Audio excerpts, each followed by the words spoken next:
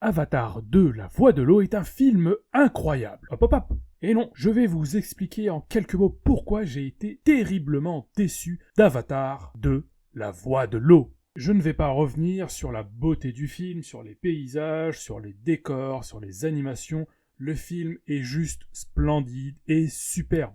Vous allez comprendre très rapidement que mon grief avec Avatar 2 est surtout scénaristique. Je tiens à rappeler que Avatar, le premier sorti en 2009, avait aussi quelques soucis scénaristiques, mais je dois vous dire que j'avais vraiment adoré voyager sur la planète Pandora, et malgré tous ces défauts scénaristiques, le voyage était extraordinaire. Alors pourquoi j'ai été terriblement déçu par Avatar 2 ? Premier point, c'est d'avoir voulu raconter toute une vie de famille en 20 minutes d'introduction. Et ça, malheureusement, ça cause un manque d'attachement aux enfants. Deuxième point, le hors-champ catastrophique pour lier le 1 et le 2.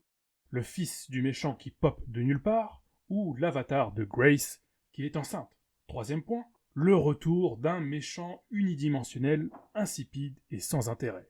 Alors oui, c'était déjà le souci principal du premier film, mais là, nous le remettre sans qu'il n'y ait pas de grands changements, pour moi c'est quand même assez problématique. La volonté du film de faire perdre tout mysticisme et toute abstraction à Aiwa, qui devient ici une véritable divinité consciente capable d'engendrer la vie, telle Marie et Jésus. Ensuite, l'erreur impardonnable de Jake Sully. Je devrais même parler de double erreur.